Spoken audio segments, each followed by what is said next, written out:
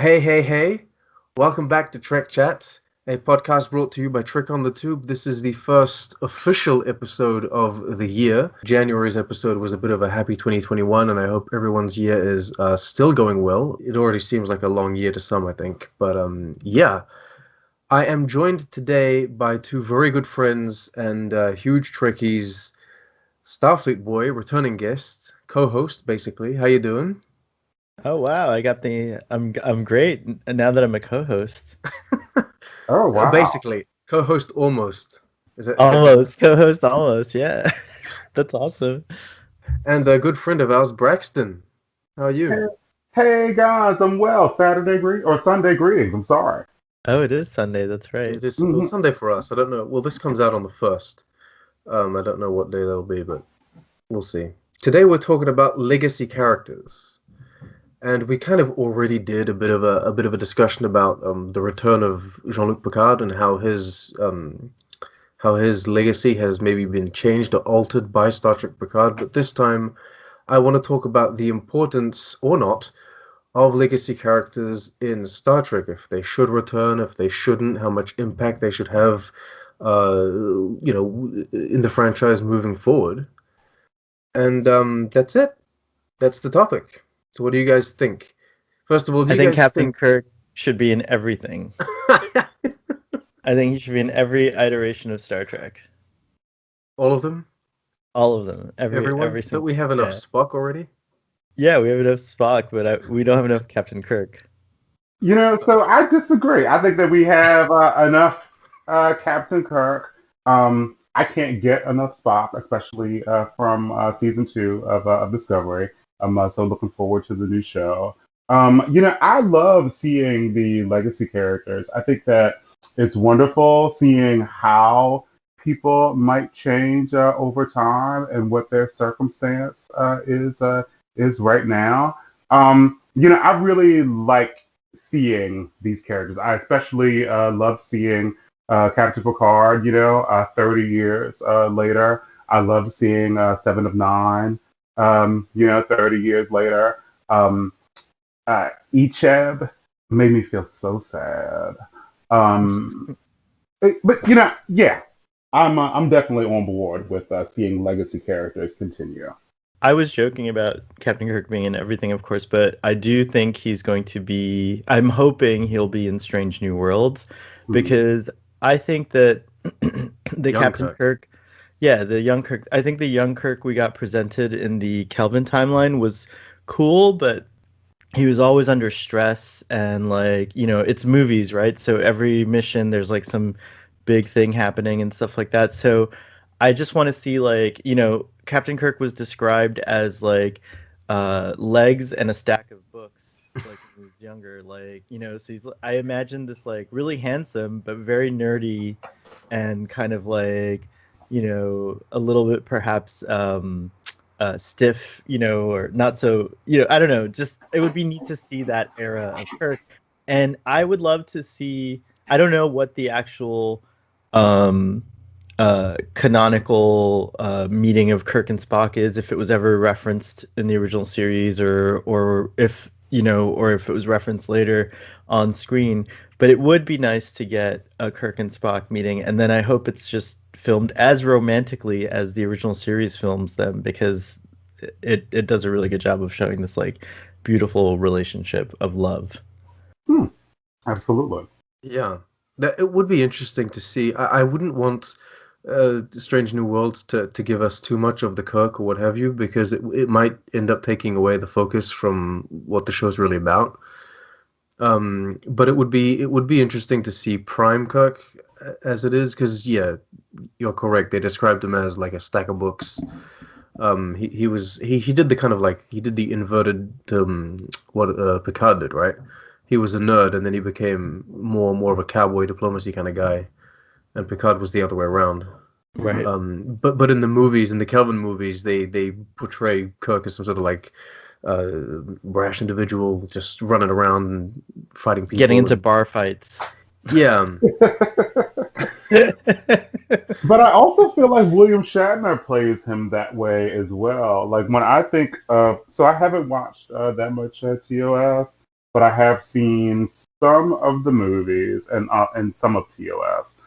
But Captain Kirk, William Shatner plays Captain Kirk as like a kind of like fly by the seat of your pants, kind of like, you know, fly boy, like improvisation kind of guy. Like when I think of Captain Kirk, I don't necessarily think of someone who's like super well studied and like super educated. I take him as kind of like a brash, kind of like a natural talent kind of guy. It's interesting. I really think you should revisit season one of the original series because I actually had that same impression. And I think what gives you that impression, what gave it to me, is the films. Because like in the films, he's a lot more, again, and it just goes down to like you have to kind of like do everything in a couple of hours. So movies are always going to be a lot more like cut to the essence type of things. But in my exploration so far, we just finished Space Seed. We're 23 episodes in. He's quite he's quite calculating. They show a lot more of his like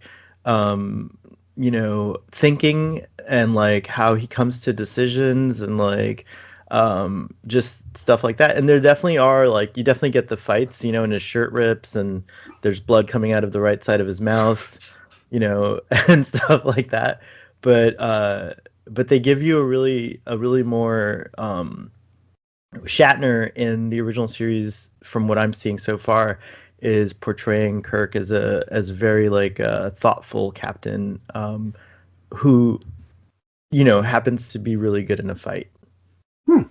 Okay. Yeah, well, that's the surface level, isn't it? I think that you kind of remember the show through a certain lens if you haven't seen it for a long time, or if you only kind of like watch the episodes that are famous in pop culture. They give you that kind of impression of him because he's always getting into fights with the Gorn and what have you. But that is surface level, and I think the movies take that surface level and they run with that because they don't have that much time to develop these characters in depth in just a 2-hour format. But yeah, Kirk is he's got some pretty good speeches, just like Picard. I have a question. So obviously, William Shatner, if he comes back, he's not gonna himself. If he comes back, I don't think he can play Kirk except for in flashbacks. But to that era, to like the specific time period where Kirk would look closest to like how he looks. But they could do deep fake, I guess, or whatever, one of those things. But outside of Kirk though, like I think does it count that Picard is probably going to give us a lot of legacy characters more? Like does that count? Like does Seven of Nine count as a legacy character coming I think back? they do. Yeah. I was gonna ask you guys, what counts as a legacy character? Does Egypt count as a legacy character, or does it have to be like main, or No, just any Icheb counts character as a that's existed? no. Icheb and Hugh, they count as legacy characters. I think. All right. That's why, I think that it was horrible um, that the writers of Picard wasted Icheb. Like Icheb could have been like such a good character in future, like in the future. Like he's like a good engineer. He's got an interesting backstory. He has fans from his I time haven't. on Voyager. I'm excited to meet Icheb now because I haven't gotten that far in my Voyager watching. So that's pretty. The way you're describing him, he sounds cool.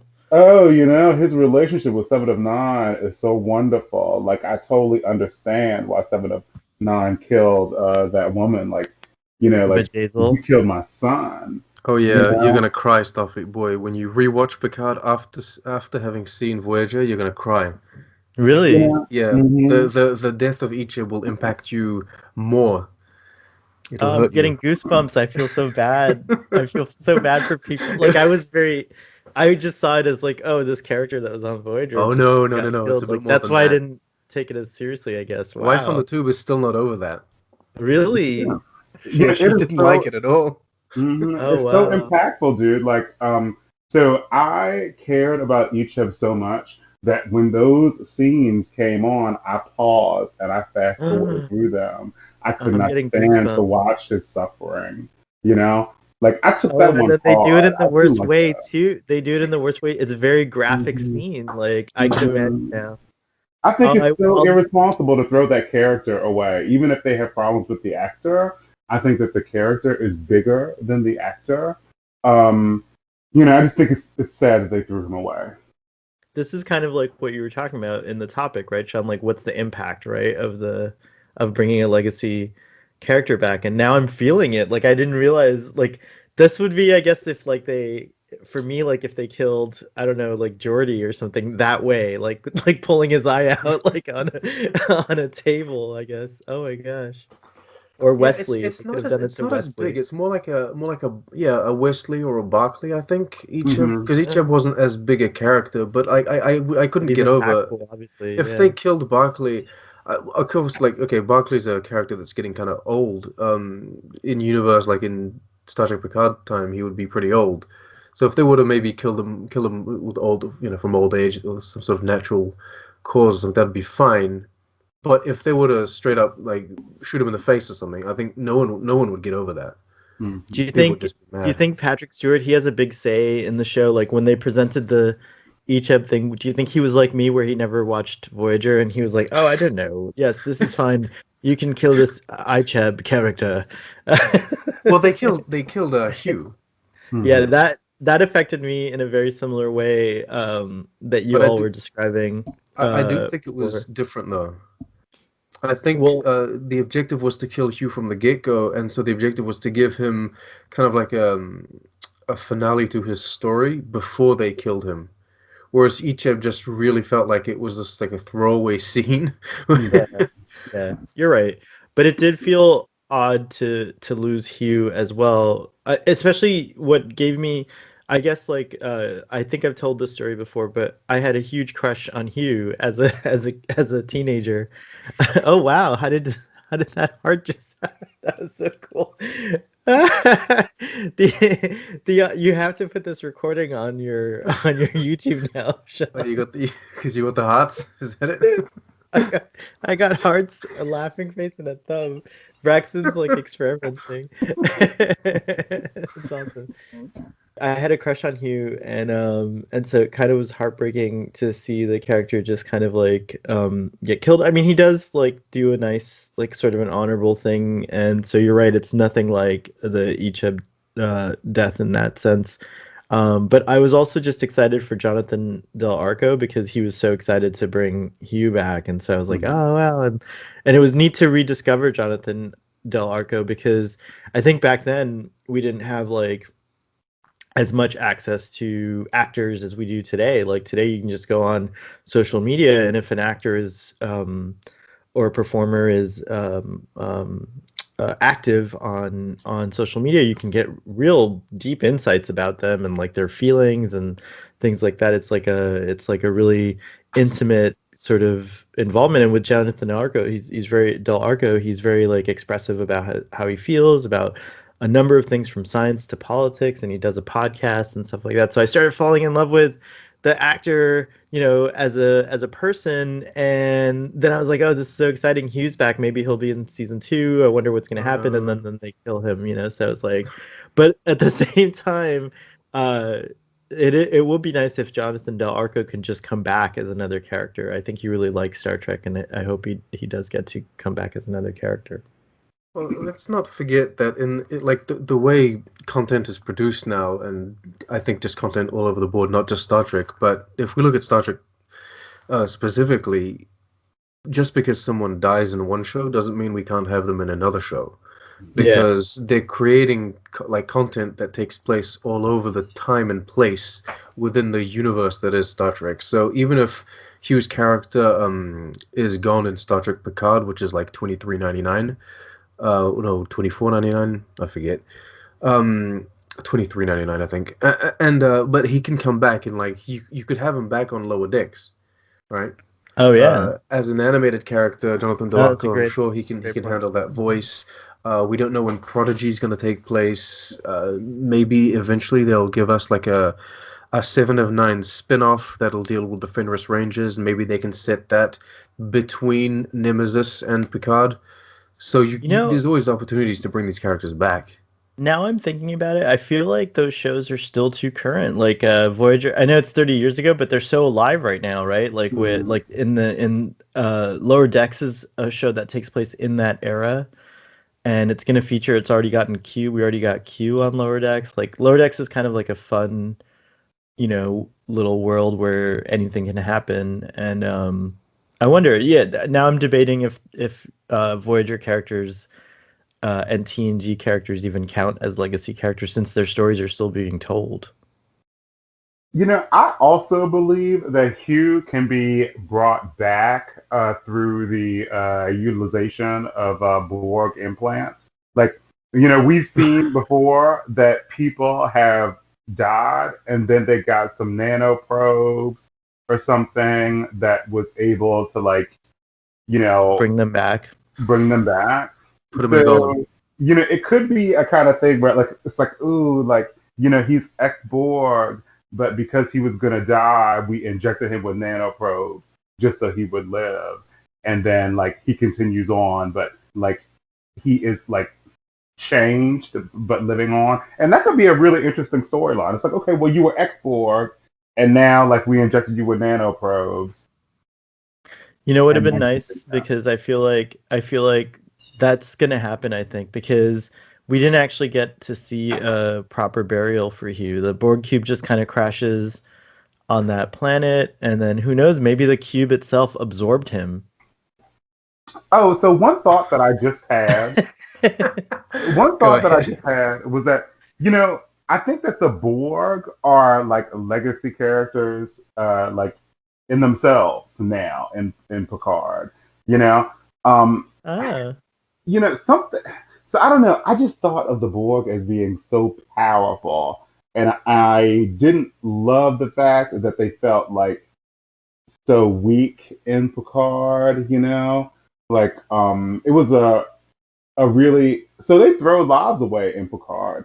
Like all those Borg that they like flushed that like Narissa flushed out of the cargo hatches. There was oh like yeah. thousands of people just like floating in space.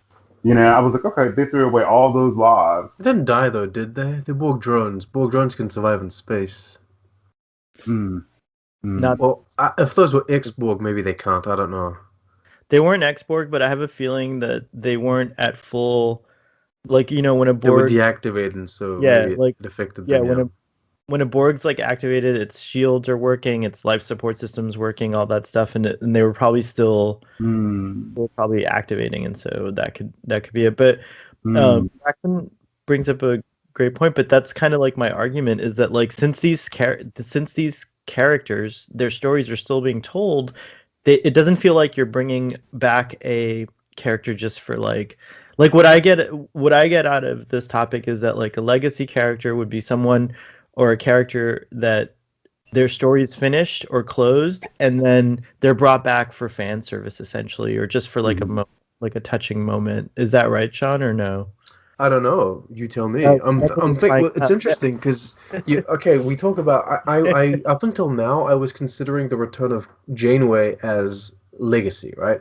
Mhm. To me, we see the story of Captain Janeway throughout Voyager. Then she gets her appearance as Admiral Janeway in Nemesis, and then it kind of goes away for 20 years. And now she's coming back in Prodigy. And to me, that was like, oh, it's the return of a character. This is a legacy character. But the way you're saying it, you're kind of talking about how that era of Star Trek is still kind of living playing on. yeah, it's and And especially so, because of Picard. I feel like Picard brought that whole era back to life in a sense. And then Lower Decks, like I feel like that because lived in that era too.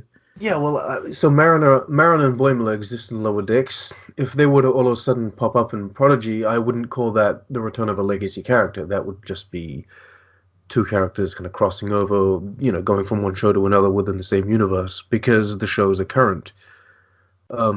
So I don't know what defines actual legacy characters. I'm gonna be a bit strict here, but I'm gonna say legacy characters for now stop at TOS.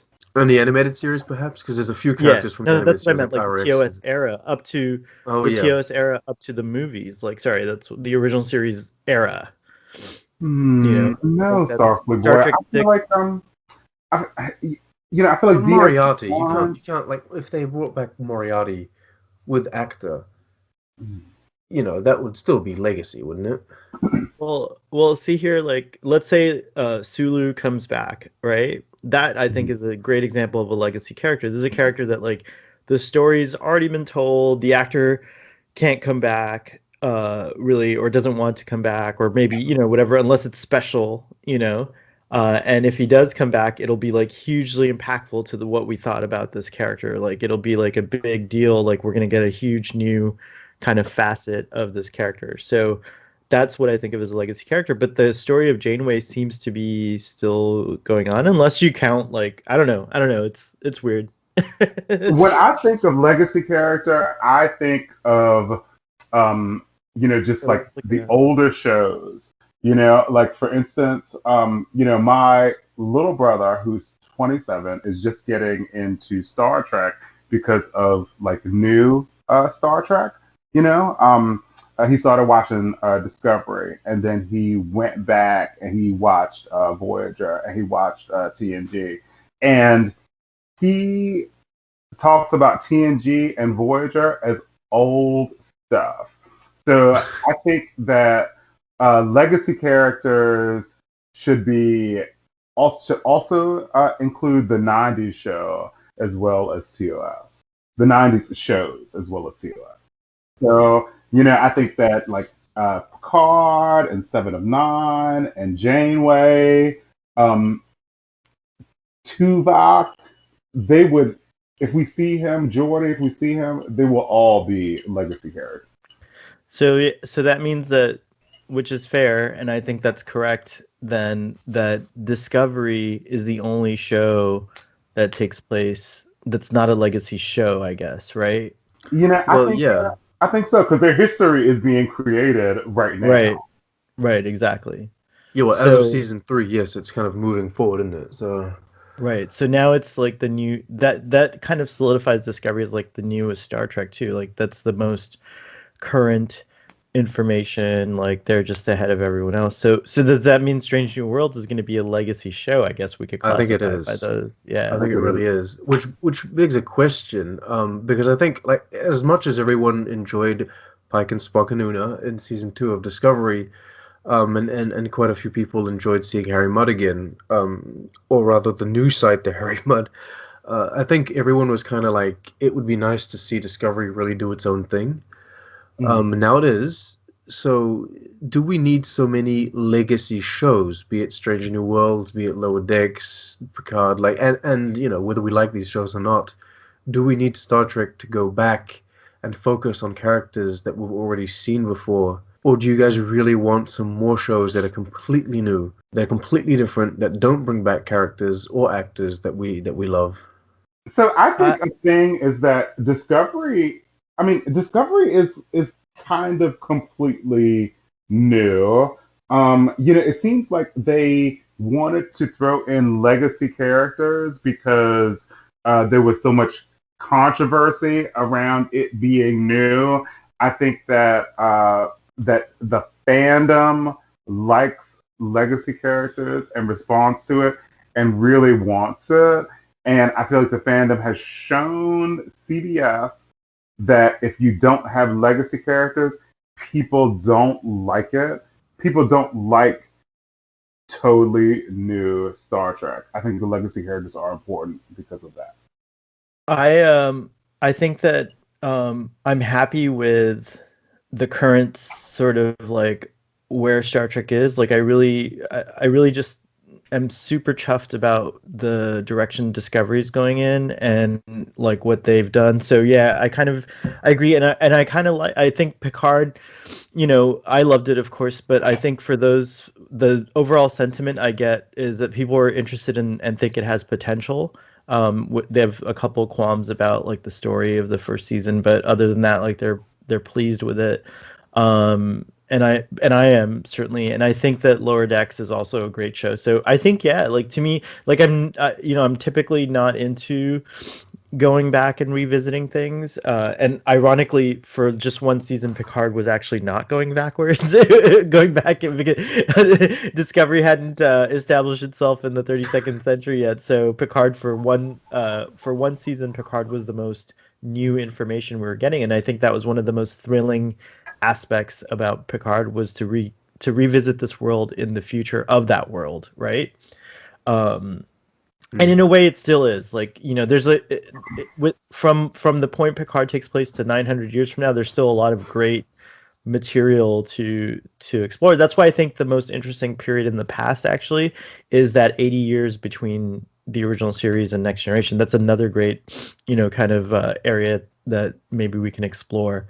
But yeah, I'm happy with all the shows, and I'm really excited about Strange New Worlds.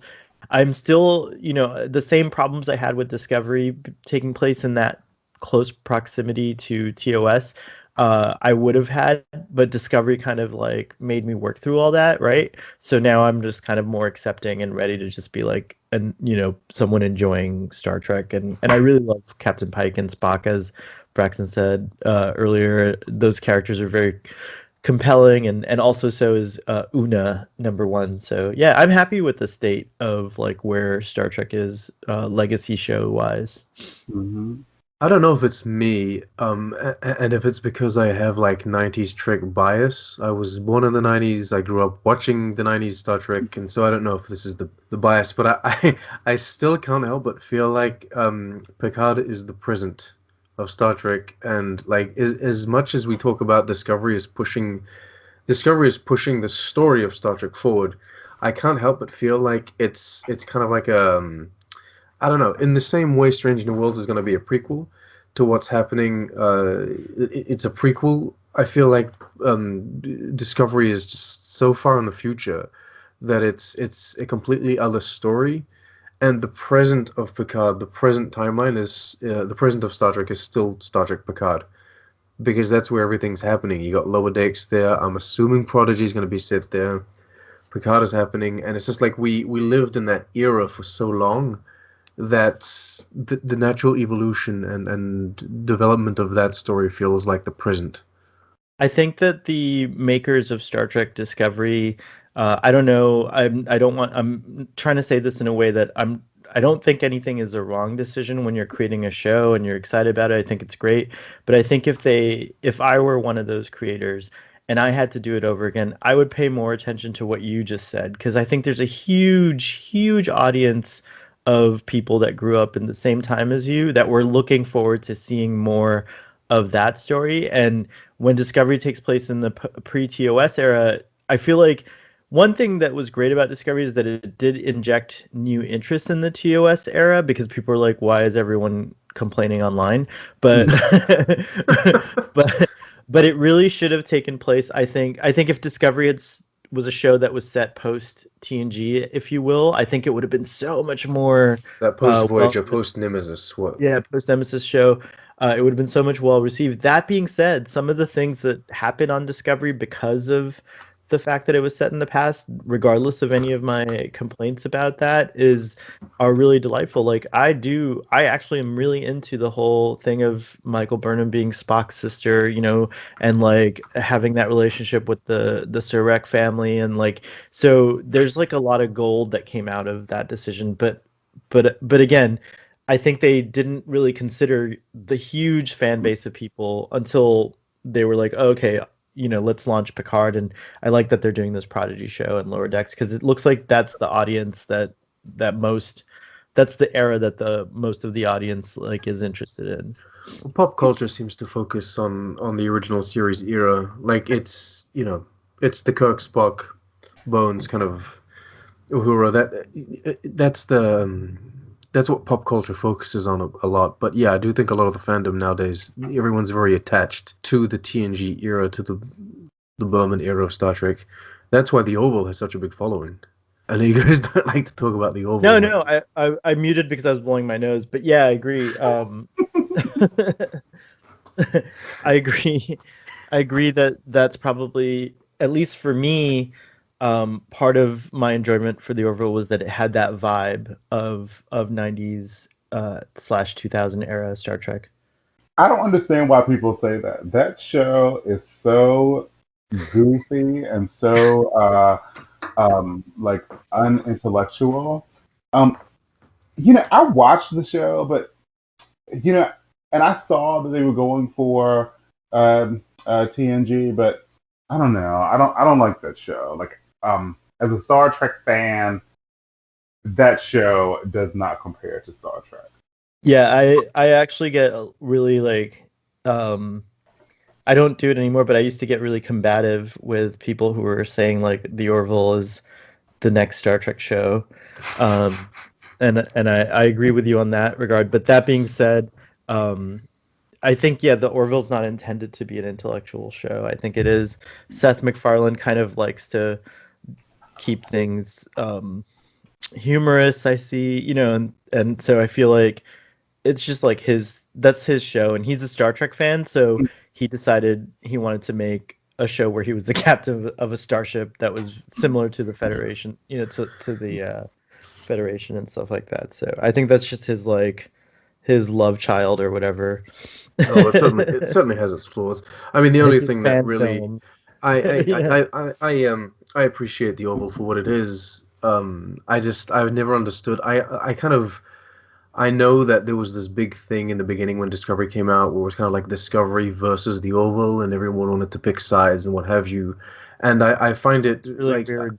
I found it very bizarre that people would come at one show or the other and then like defend the other with their life, because I'm looking at these two shows, and as a Star Trek fan, this is gonna be really mean, but as a Star Trek fan, I couldn't find the Star Trek I wanted in either Discovery or the Orville in season one, and I was like both.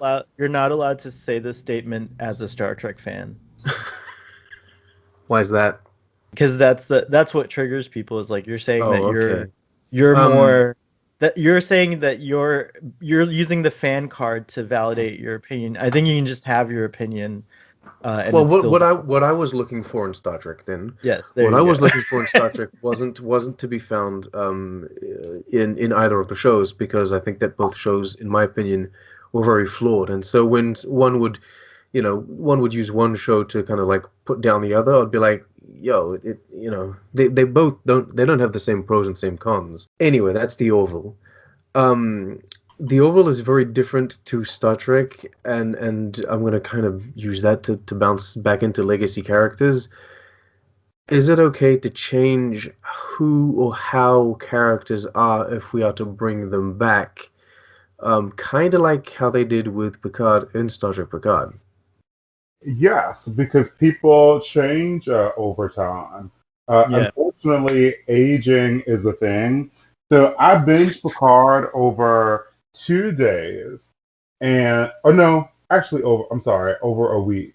And immediately after I watched the end of Picard, I watched the episode of TNG when Patrick Stewart goes to Raza and meets the woman and goes on the quest, and he's like wearing like Vash. Vosh Vash, yeah. and wearing the little bathing suit thing. And I saw Patrick Stewart age 30 years in 20 minutes. And Yeah. so the thing about Picard, like I thought Picard was like really like deep and impacting, like Patrick Stewart is now 30 years older than he was. And like Mhm. so like there are people like roughing him up. He is not able to like take on people physically anymore. Like he's like running up steps and he's getting winded. He is retired from Starfleet and people have forgot who he is. Like he showed up to Starfleet like headquarters, and that young guy who was at that desk like didn't even know who he was. He was like, "Oh, Picard, here, let me like put you in the system and like check out your credentials because I'm 20 and I have no idea who you are." Um, you know, so I love it. It's a really good, yeah. I love that he was on his adventure and in a much different place just because of where he was at this point in his life. And he is like old and he's Yeah. limited, So I liked his character progression in I Picard. didn't I It's didn't really see anyone complain about like that being the effect of this character, but I did see a lot of people online complain about like how he seemed to be so how he seemed to not have any authority, and how Starfleet and he had a divorce, so to speak. That was like the biggest complaint that I saw about like how it affected this legacy of Picard, if you will. Since we're There talking were about legacy complaints about characters. his lack of diplomacy.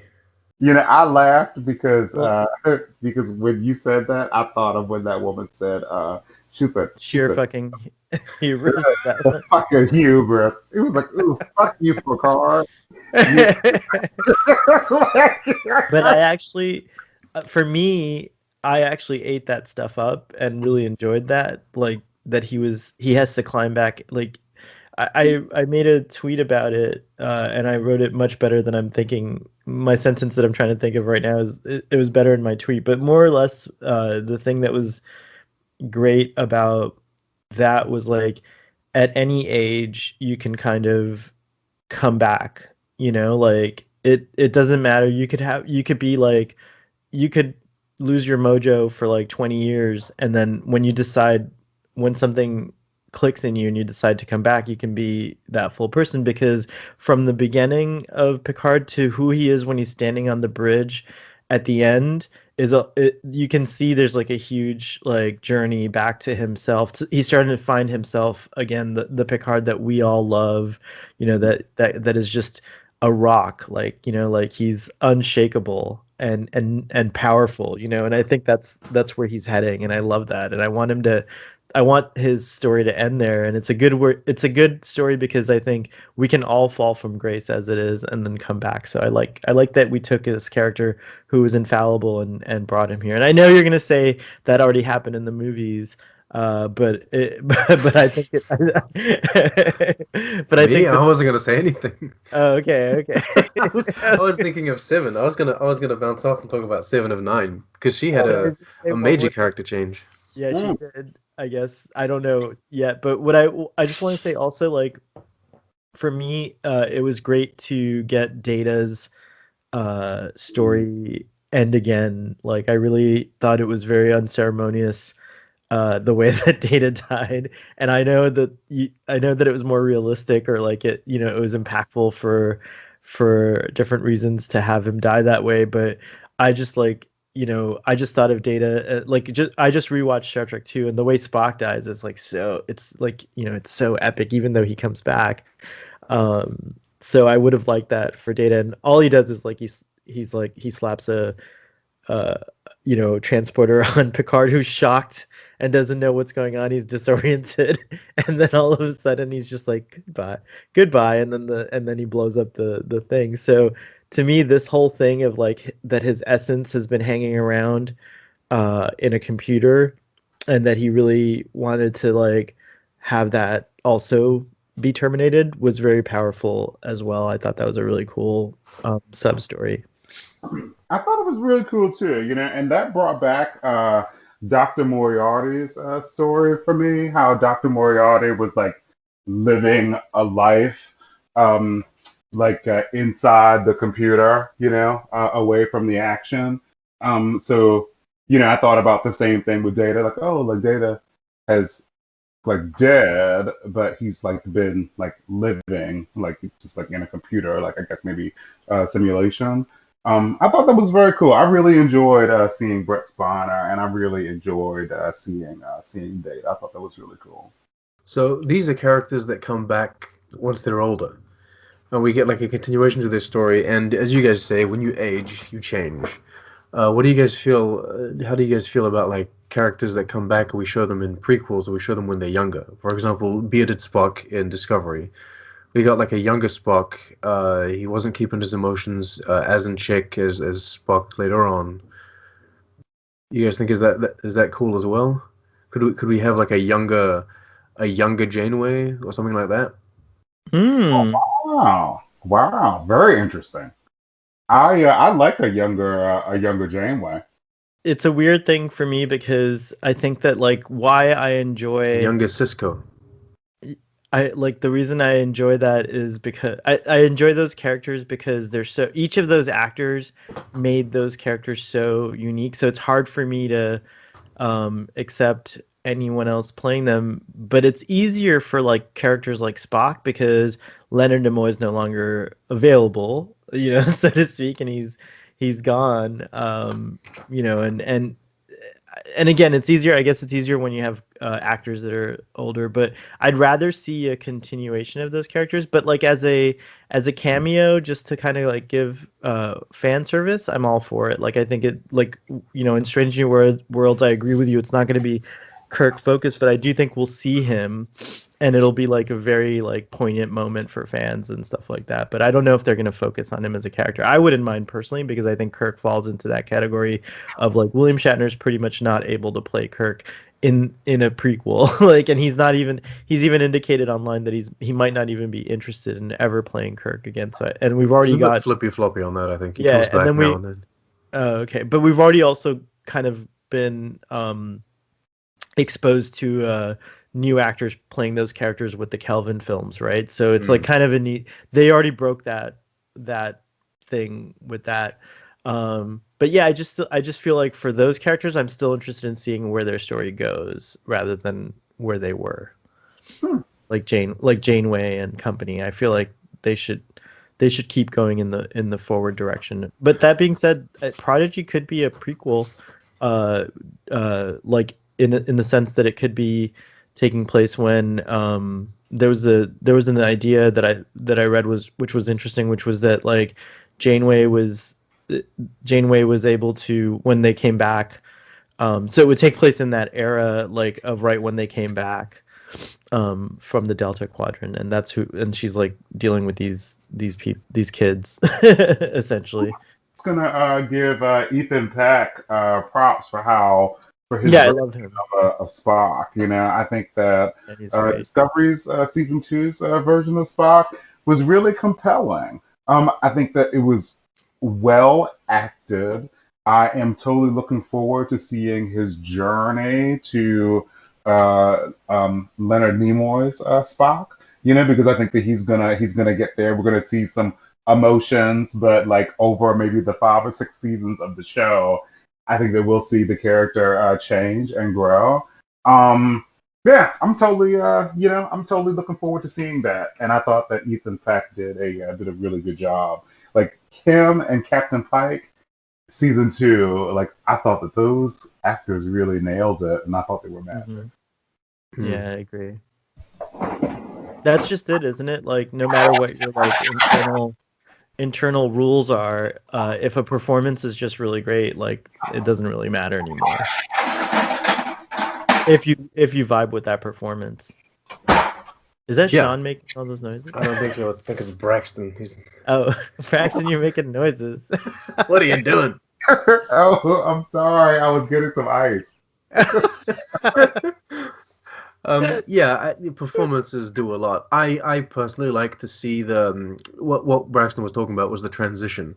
Like I would like to see the transition between Spock from Discovery season 2 to the Spock that we got in the original series, and I would like to see Ethan Peck really show us how the character kind of went from one point to the other. And I think maybe that would help a lot of people as well, kind of better accept how different Spock was.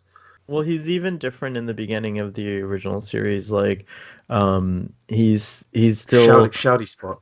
Yeah, we call him Shouty Spock, and he kind of So this is the Spock that we're seeing in Discovery season 2, and then also in Strange New Worlds. Like, how old is he? Because Vulcans like live to be like 200. So how old is he? Is he like 30? I think so. Because he's younger than Michael Burnham. I feel like Michael Burnham is like 34. Oh, that's right. Oh, he is younger than Michael. That's right. Well, now she now should be like 964, wouldn't she?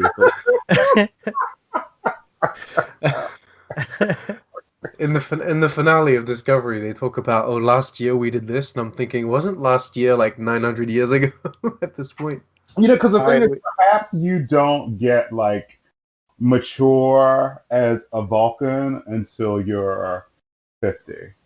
Oh, so he's like a teenager. You're right. That's a really good point. He's still like. Is there not a Vulcan word for adolescence of some kind? There might be. It's probably called something like no-far or something like that. Like no fali fee or something. No Folly for You or something like that.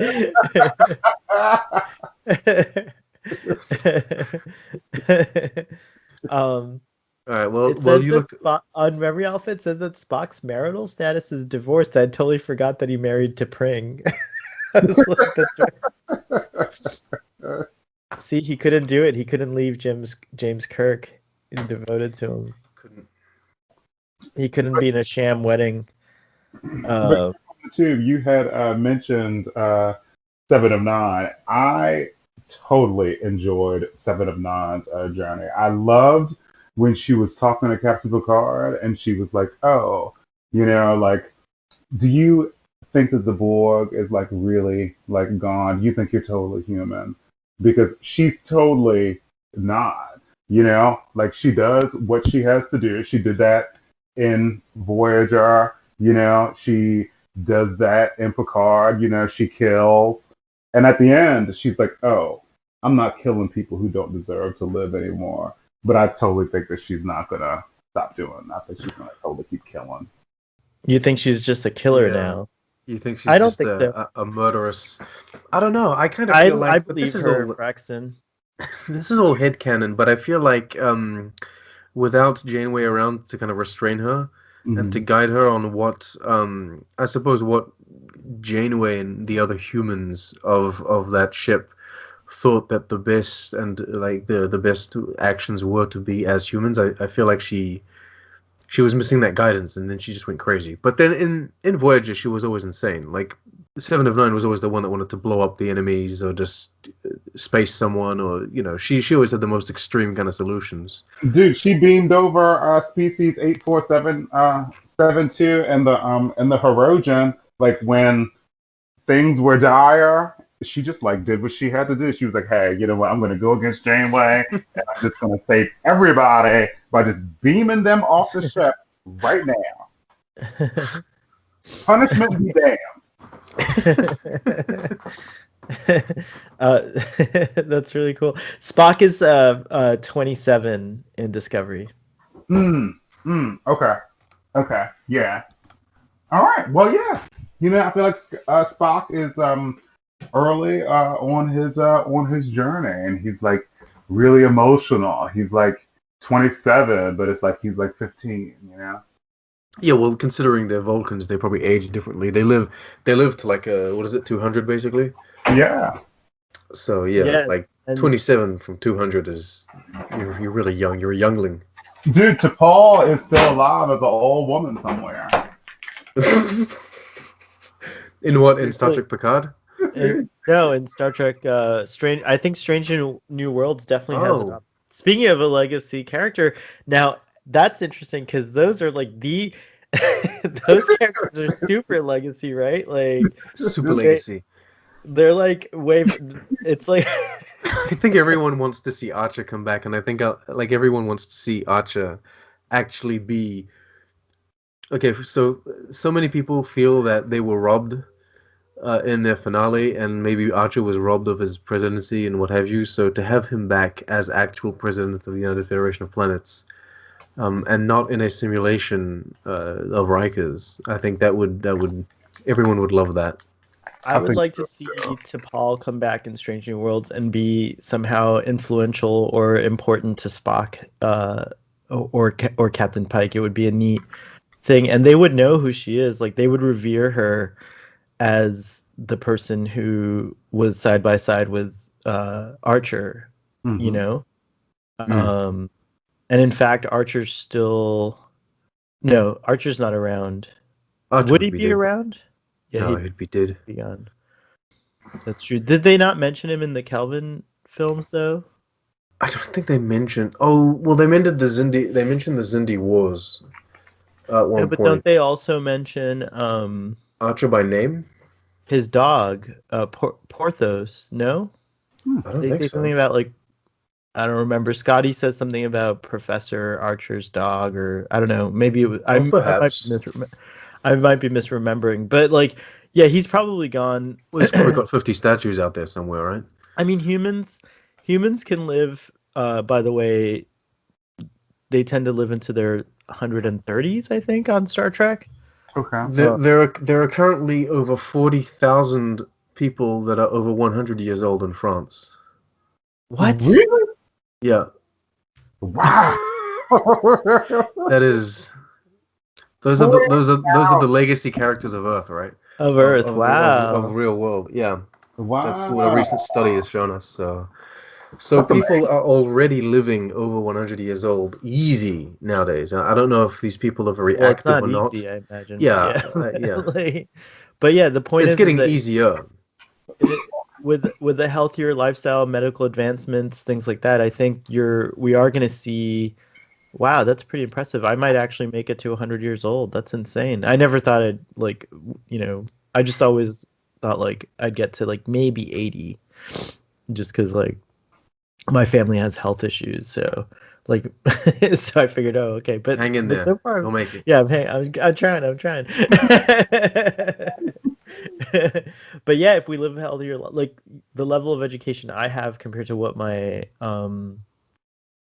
ancestors, immediate ancestors had, as far as like lifestyle and things like cholesterol and just stuff, heart health and stuff like that. So it makes more sense that, as we get more, better with education and also with um, medical technology as well as lifestyle, we will live longer. That's exciting. But yeah, so humans in Star Trek, I think, do live to like 130, 140. So they're extending they've extended their life Um, pretty good. So Archer could technically Dr. be McCoy. around. What's that? Dr. McCoy was like 140 because he was one of the first legacy characters, I guess, that we could say kind of came back because Yeah. Dr. McCoy was on TNG pilot. Yeah. So that's like one of the first returning legacy characters, but he was 140, 142 or something at that point Mm-hmm. without any transporter accidents like Scotty. Yeah.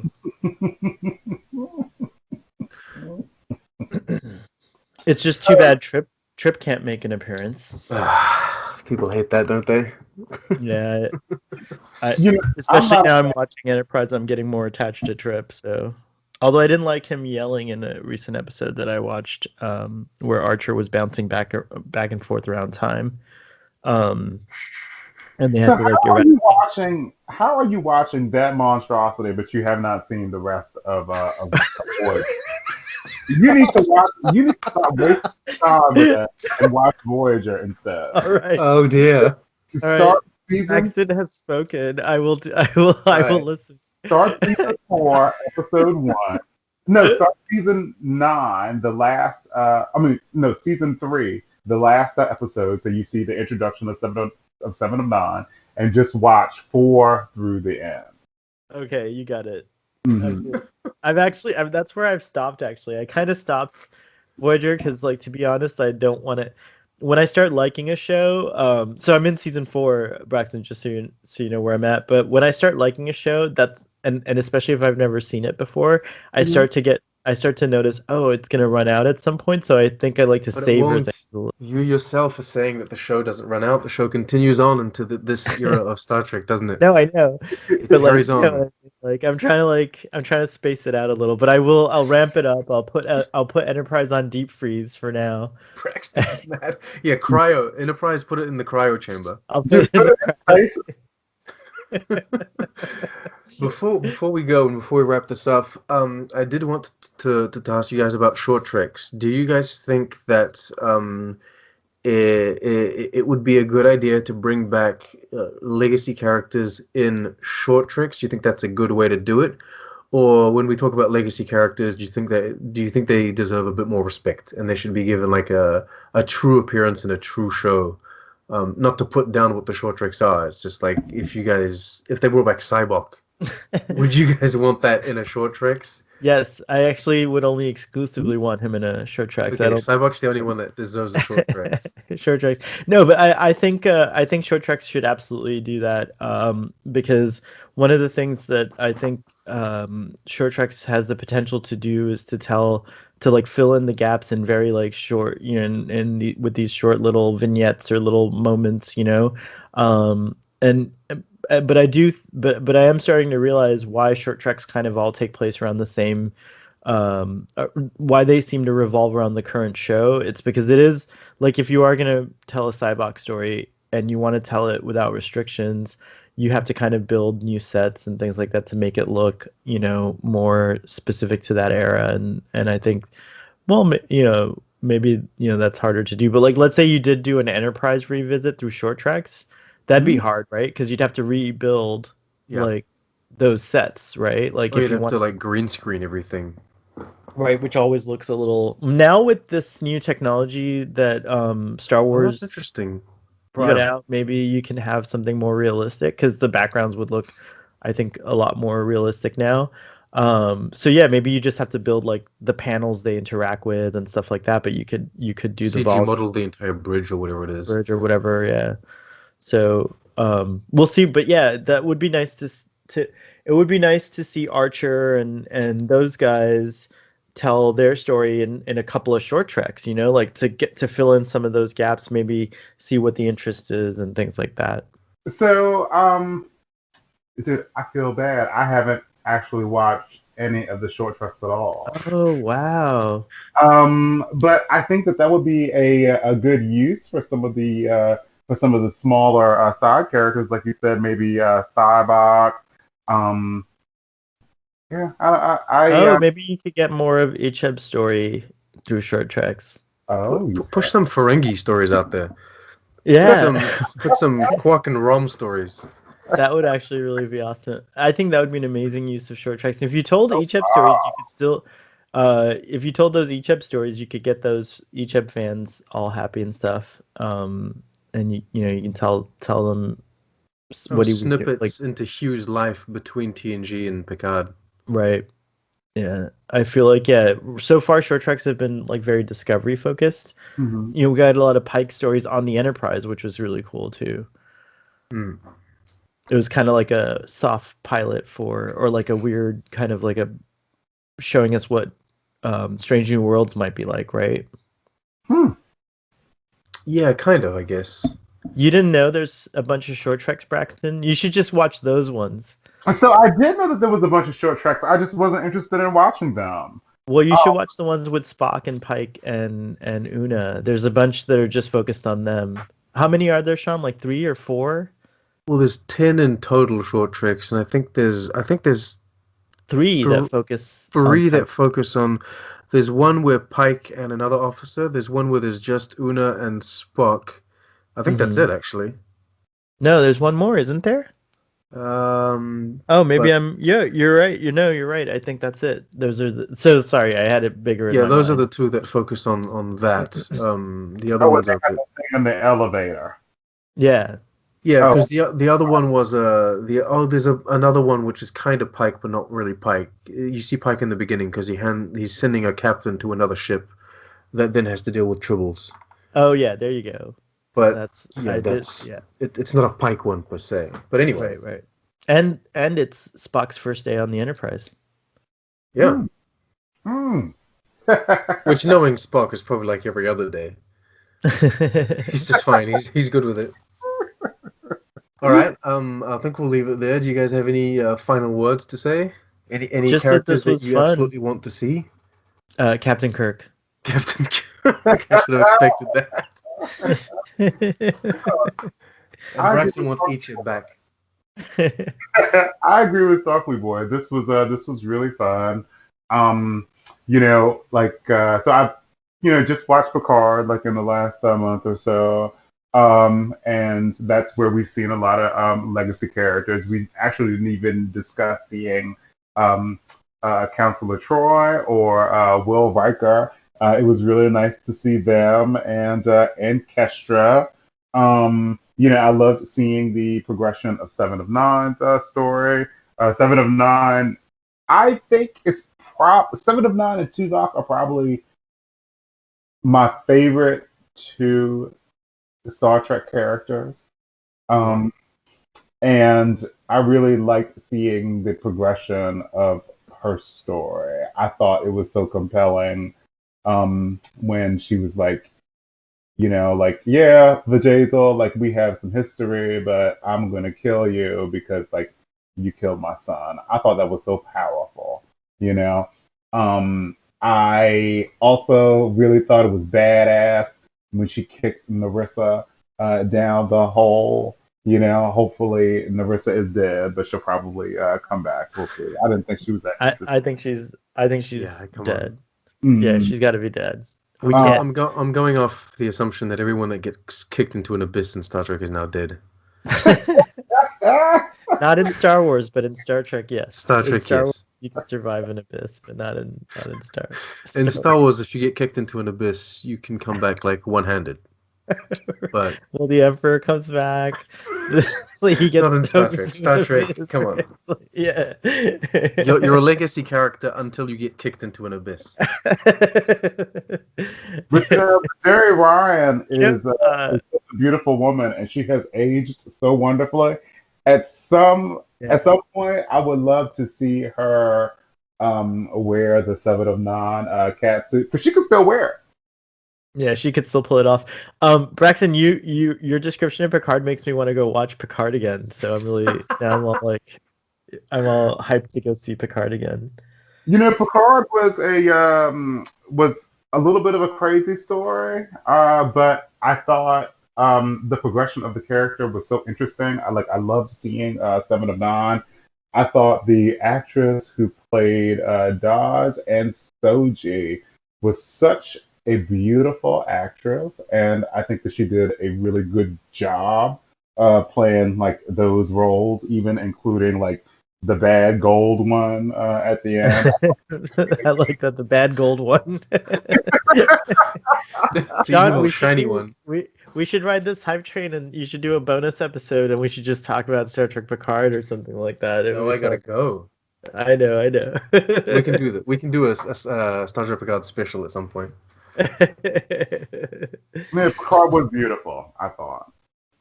Well, yeah, I agree, obviously, because it's like my favorite new Star Trek show. So, yeah, but I think that, just in conclusion, I think from what I'm hearing from you guys is that, like, it's all good. Bring the legacy character, whatever you think of as a legacy character, whatever that definition for you. It seems like everyone is all good with it. Like that, it sounds like it's like it actually enhances, the impact is that it enhances a character overall.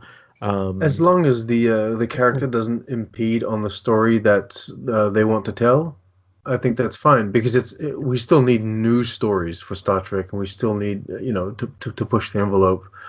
But if bringing back those new characters can only just enhance that story, then bring back old characters can only enhance that story, then why not? Sure, go ahead. I'm all And for it.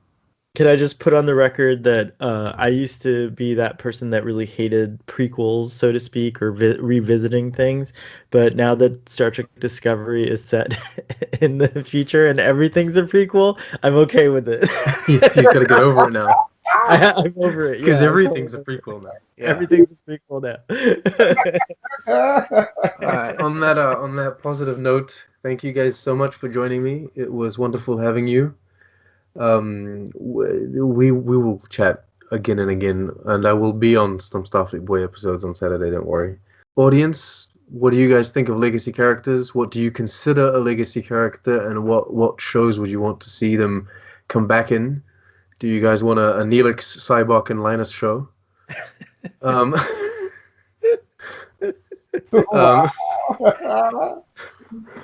um, do you want Bejazel to not be dead?